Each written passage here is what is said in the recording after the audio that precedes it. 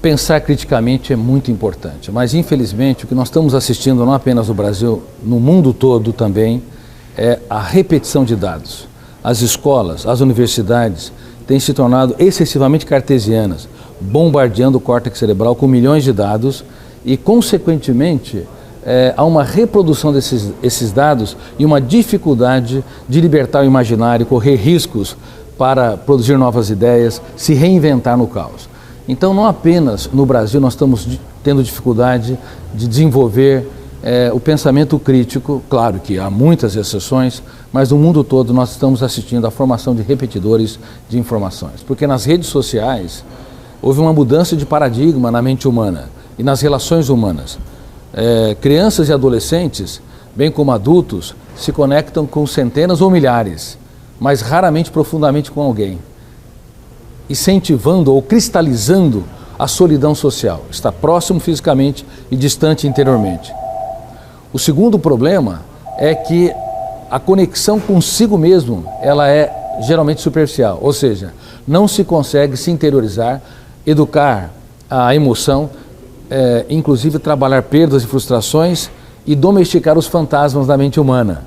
Angústia, ansiedade, medo, sofrimento por antecipação e assim por diante. Portanto, estamos assistindo um outro tipo de solidão, que é diferente da solidão social. Se a sociedade me abandona, a solidão é suportável, mas se eu mesmo me abandono, ela é intolerável. Então nós estamos assistindo à solidão do autoabandono. Nunca as pessoas tiveram tanta dificuldade de fazer a mais importante viagem, uma viagem para dentro de si mesmo, causando consequências seríssimas, gerando adoecimento psíquico coletivo, ansiedade coletiva, irritabilidade, baixa limiar para frustrações. Porque o eu que você está se referindo e que você leu nos livros é diferente do que o eu que as pessoas têm no senso comum. O eu que realiza a tarefa, empregado é um verbo. Eu faço, eu quero, eu vou. Este eu é muito superficial. O que nós temos que desenvolver é o eu como gestor da mente humana. O eu como diretor do script da nossa história. O eu como protetor da emoção. E este eu não tem sido trabalhado. E este eu, ele reflete as características de personalidade de cada ser humano. A expressão, o espelho vital, a identidade básica está nesse eu. Cada eu, ele é diferente um do outro, mas deveria ter papéis comuns, embora com expressões diferentes, que seria o senso de coletividade, o senso, inclusive, de desenvolver consciência crítica e capaz de ser autor da própria história. Eu vou te falar alguns papéis. Número 1, proteger a emoção. Eu me lembro que dei conferência nos Estados Unidos, entre várias delas, onde eu perguntei para uma plateia de mais de 500 profissionais, da minha área, da área de psicologia, educação, coach e assim por diante. Quem tem algum tipo de seguro? Claro, nos Estados Unidos, existe seguro até para acidente na calçada, todos levantaram as mãos. Agora, quem tem seguro emocional? Ninguém arriscou-se a levantar as mãos e eram profissionais dessa área. Por quê? Porque nós não aprendemos a desenvolver esse papel vital do eu. O eu tem de fazer seguro emocional, ele tem de proteger a emoção. Mas quais são os papéis que são vitais para proteger a emoção? Número 1, doar sem esperar a contrapartida do retorno, mas nós não fazemos isso. Doamos para os filhos, para o parceiro ou parceira, para os colegas e amigos e esperamos demais o reconhecimento. Isso esgota o cérebro, isso infecta a emoção. Número 2, entender que por detrás de uma pessoa que fere, há uma pessoa ferida. Mas infelizmente, nós também não temos esse olhar tolerante. Quando alguém nos fere, nós reagimos pelo mecanismo ação e reação. Nós devolvemos a agressividade. E uma pessoa madura, que protege a sua emoção, que tem um eu lúcido, ele não reage pelo fenômeno bateu ou levou. Ele pensa antes de reagir, ele faz a oração dos sábios. Portanto, só para você ter uma ideia, o eu deve trabalhar as funções mais importantes da inteligência socioemocional para que ele dirija o script e não seja um espectador passivo do teatro da mente humana. Nós vivemos uma aldeia global que se tornou um hospital psiquiátrico, um manicômio, infelizmente. É claro que existem peculiaridades, diferenças do raciocínio, cultura, ideologias, praxes religiosas e filosóficas. Na ponta do iceberg, nós somos diferentes. Mas na base do iceberg da inteligência, nos bastidores da nossa mente, somos muito iguais. Os fenômenos que nos tornam homo sapiens e que constroem cadeias de pensamentos, eles operam numa velocidade incrível, em milésimos de segundos, nos tornando uma única família. Agora, quais são os problemas que têm sido comuns nesse manicômio global? Número 1, a síndrome do pensamento acelerado, que é uma síndrome que eu descobri. Eu tive o privilégio de produzir uma das poucas teorias mundiais sobre o funcionamento da mente, a construção de pensamentos, a formação do eu e o papel do eu como gestor da mente humana. Infelizmente, nós não aprendemos a gerir pensamentos. Não sabemos ou não sabíamos que pensar é bom, pensar com consciência crítica é ótimo, mas pensar demais sem gerenciamento é uma bomba contra a qualidade de vida, a saúde emocional, contra a tranquilidade, a serenidade, inclusive até contra a criatividade e reinventividade. Portanto, desacelerar o pensamento é muito importante, mas no mundo todo as pessoas estão com a mente hiperagitadas. Quais são as causas da síndrome do pensamento acelerado? Número 1, excesso de informação. No passado, o número de informações dobrava-se a cada 2 séculos, hoje a cada 1 ano. Excesso de uso de smartphone, excesso de atividade, excesso de preocupações.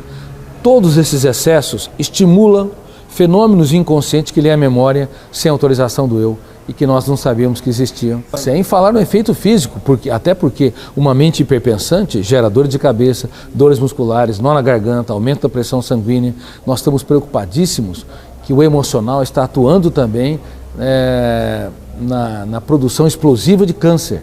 Não apenas tabagismo, alcoolismo, pesticidas, má nutrição e fatores genéticos, mas também uma mente estressada cronicamente, um pensamento não gerenciado pelo eu, um pensamento egoísta que se multiplica sem nenhum controle, também é um dos fatores para fomentar células egoístas que se multiplicam sem nenhum controle, que são as células cancerígenas.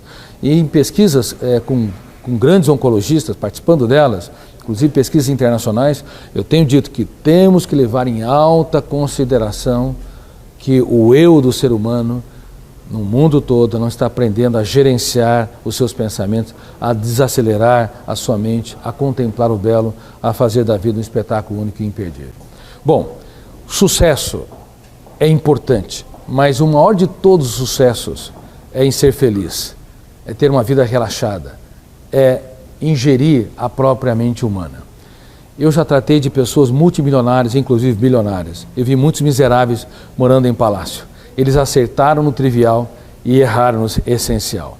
O vendedor de sonhos, ele foi um ser humano que era ético, inteligente, instigante, tinha dezenas de milhares de funcionários. Só que ele errou o alvo. Ele tinha tempo para tudo, mas não tinha tempo para a sua saúde emocional, para a esposa que ele dizia que era apaixonado e para os filhos que ele dizia que era um tesouro. Aí, como ele desenvolveu a síndrome do pensamento acelerado, acordava cansado, sofrimento por antecipação, dores de cabeça, dores musculares, mente agitada, déficit de concentração e memória, ele falou, eu preciso mudar a minha agenda. Pediu desculpas para si, para Deus, para a esposa e para os filhos, dizendo, nós vamos tirar férias e no nosso retorno vocês vão ter um pai muito mais participativo. Vou abraçar vocês, correr atrás das árvores, vou ter cada vez mais um caso de amor com você, minha querida. Falou para a esposa, só que não deu tempo. Quando ele estava para pegar o avião, mais um telefonema, mais um grande negócio, mais uma fusão, mais centenas de milhões de dólares em jogo. Há um conflito enorme. E no mundo todo a tendência dos pais é formar herdeiros e não sucessores. E eu gostaria de deixar muito claro essas duas perspectivas de formação humana. Herdeiros são torradores de herança. Sucessores constroem seu legado ou expande as empresas, a história dos seus pais. Herdeiros são imediatistas, querem tudo rápido e pronto. Sucessores pensam a médio e longo prazo, elaboram suas experiências. Herdeiros reclamam de tudo e de todos. Sucessores se curvam em agradecimento. Pais que dão presentes em excesso viciam o córtex cerebral dos filhos a sentirem migalhas de prazer, precisarem de muito para sentir pouco. O melhor presente que os pais podem dar são eles mesmos, aquilo que o dinheiro não compra. Falar das suas lágrimas para os seus filhos aprenderem a chorar as deles, porque cedo ou tarde eles a chorarão. Falar das suas dificuldades, das suas crises, transferir o capital das experiências. Se nós não fizermos isso, nós não formamos mentes brilhantes, nós vamos formar servos, jovens que serão adultos, que não saberão trabalhar perdas e frustrações, não saberão o que fazer com as suas crises, com as suas dificuldades. Eles não terão resiliência, capacidade de crescer diante da dor. Isso é muito sério. Então os pais e também os professores. Por isso que nós estamos lançando o programa Escola da Inteligência, para entrar na grade curricular 1 aula por semana, para prevenir transtornos emocionais, para desenvolver as habilidades dos sucessores, para levar as crianças e adolescentes a pensar antes de reagir. E nós vamos às lágrimas ao ver os resultados. E eu gostaria de deixar o site aqui para que quem quiser conhecer esse programa, www.escoladainteligencia.com.br. Questione a escola dos seus filhos, se os prepara apenas para as provas, para o Enem e coisas desse tipo. Essas escolas estão despreparando os filhos para a vida, mesmo que a mensalidade é caríssima, mesmo que ensine várias línguas para os filhos. Nós precisamos ensinar a inteligência socioemocional. Como eu disse, pensar antes de reagir, se colocar no lugar do outro, proteger a emoção, ser um sucessor, aprender a fazer dos capítulos mais dramáticos da sua história os textos mais importantes da sua vida. Isso vai fazer toda a diferença no sucesso emocional, no sucesso profissional, no sucesso social deles. O filho pode ser um bom sucessor fora da empresa? Ele pode ser um bom sucessor fora da empresa. Aliás, é até positivo que os pais não deem cargo de chefias. Vou te contar até uma experiência. Lembro de um jovem multimilionário, ele colecionava relógios, cada relógio $50 mil, vários relógios. Bom, ele era um herdeiro, uma Ferrari na garagem e não conseguia ter atividades, não conseguia corresponder às expectativas do pai. E foi fazer um programa de gestão da emoção comigo. Eu não tenho tempo de atender, mas como psiquiatra eu só faço programa de gestão da emoção. Uma das primeiras medidas que eu disse, eu falei, vai andar de transporte coletivo. O quê? Ele entrou em pânico e os pais também. Tem de aprender a andar de transporte coletivo. Mas ele tem seguranças, não importa, leva o segurança também, porque ninguém vai ser digno do sucesso se não aprender a se colocar como um ser humano no teatro da existência, que aprende as lições mais importantes da vida. Ele tem que aprender a olhar os seus clientes, a olhar a humanidade com generosidade. Ninguém pode ser maduro se não aprender a valorizar a vida como um espetáculo único, se não aprender a valorizar aquilo que o dinheiro não compra. Viver em função do ter, viver em função de presentes super caros é a melhor maneira de você destruir um filho. Ele nunca vai conseguir valorizar as pequenas coisas. E essa ação, os pais têm que ter consciência que vai doer, principalmente dentro deles? Vai doer. Os pais têm de entender que tem que falar não para os filhos. Pais que não suportam birra dos filhos desde pequenos, pais que não suportam a angústia ou a irritabilidade dos adolescentes, a cara feia, estão despreparados para formar mentes brilhantes. Vão formar servos que explorarão cada vez mais os pais e não saberão trabalhar perdas e contrariedade. Doutor Augusto Cury, os nomes dos livros do senhor é sempre o que eu chamo de um golaço, né? O senhor os títulos são muito inteligentes, são muito perspicazes, principalmente para a escolha da compra de um livro. É fácil colocar título em uma obra?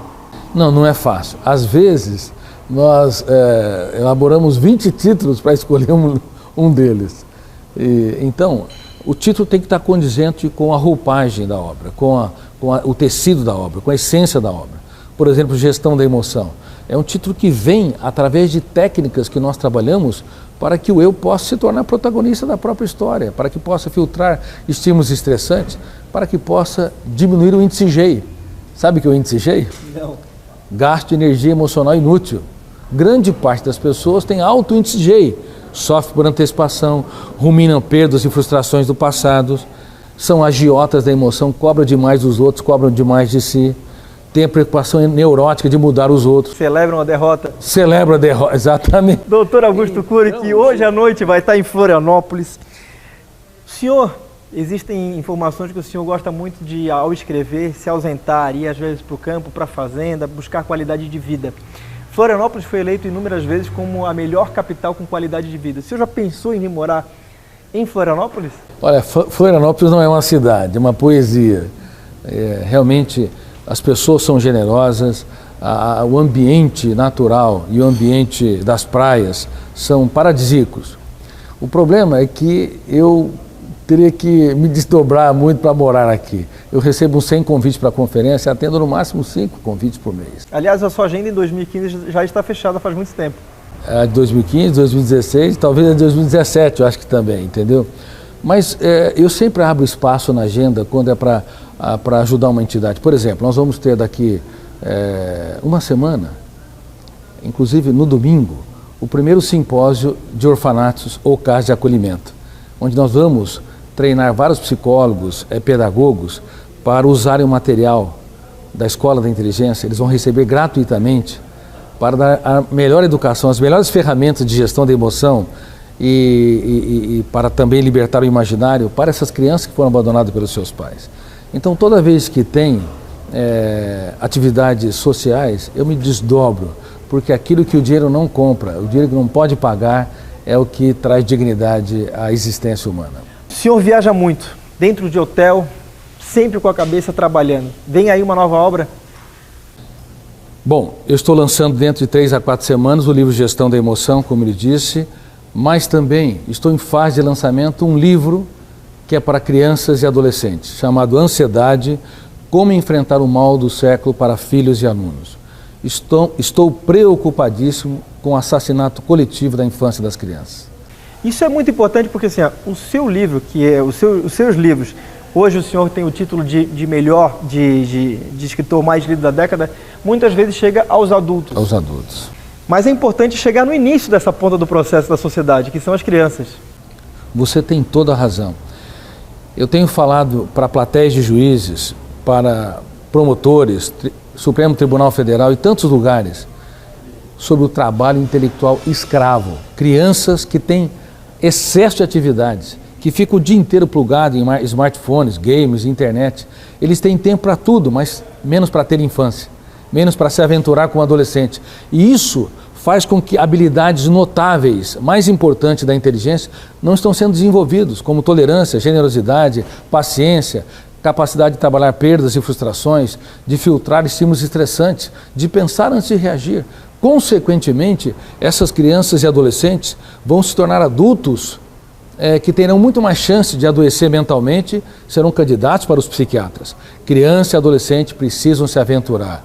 Por favor, pais, rolem no tapete com seus filhos, transfira o capital das suas experiências, fala da sua história. O melhor presente que você pode dar é você mesmo. Sim, é bom você dar tênis, você dar um celular, você dar tablets, mas não esqueça que aquilo que o dinheiro não compra, como eu digo no livro Ansiedade para Filhos e Alunos, é o que você é.